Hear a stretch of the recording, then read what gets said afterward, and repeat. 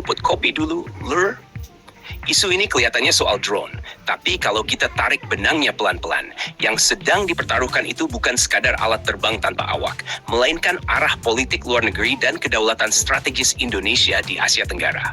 Per Januari 2026, muncul laporan media internasional dan regional yang menyebut Amerika Serikat menekan Indonesia agar membeli drone pengawasan maritim buatan mereka.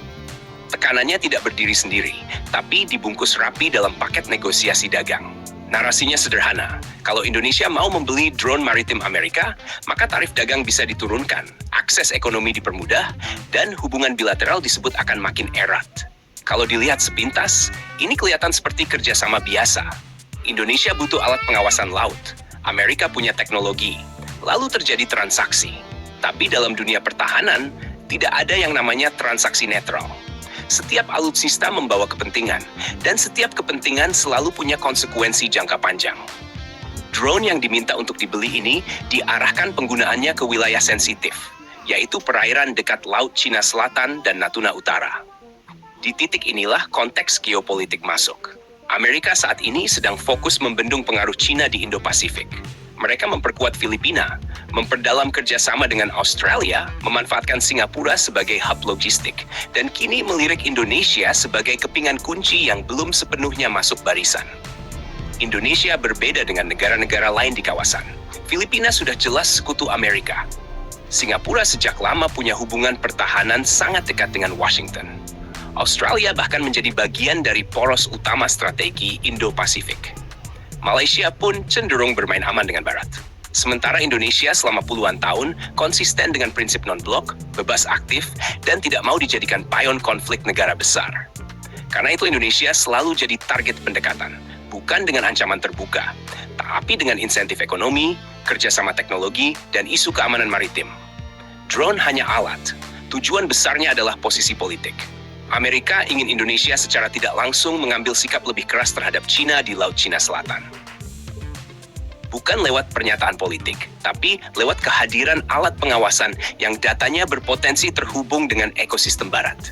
Begitu sistem itu terpasang, maka posisi Indonesia tidak lagi sepenuhnya abu-abu.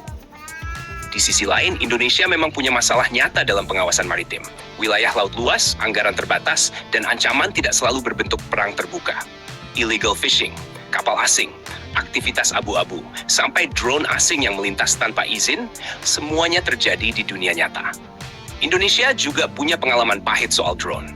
Pembelian drone C-4B dari Cina pada akhir 2010-an awalnya diharapkan jadi solusi cepat. Tapi dalam praktik, muncul kendala keandalan, dukungan suku cadang, dan integrasi sistem. Pengalaman ini membuat kepercayaan tidak lagi utuh, dan mendorong Indonesia mencari alternatif lain. Turki kemudian muncul sebagai opsi menarik lewat ANKAS, relatif fleksibel, tidak terlalu syarat tekanan politik, dan lebih terbuka soal kerjasama teknis. Sementara Amerika menawarkan teknologi paling matang, tapi juga membawa ketergantungan paling dalam. Disinilah letak dilema terbesar. Drone Amerika bukan sekadar drone.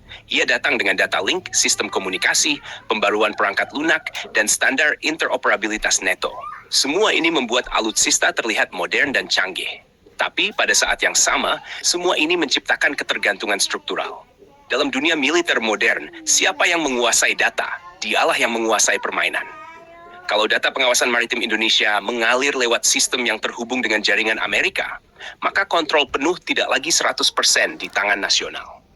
Ini bukan soal teori konspirasi, tapi realitas teknis. Pembaruan sistem bisa ditahan, akses bisa dibatasi, integrasi dengan alutsista lain bisa dikunci. Dan semua itu bisa dilakukan tanpa satu pun tembakan dilepaskan. Inilah bentuk tekanan modern. Sementara itu, Cina juga bukan pemain yang bisa diremehkan. Hubungan ekonomi Indonesia dan Cina sangat dalam. Perdagangan, investasi, industri, semuanya saling terikat. Kalau Indonesia terlalu condong ke Amerika dalam isu sensitif seperti Laut Cina Selatan, maka reaksi balik dari Cina hampir pasti muncul.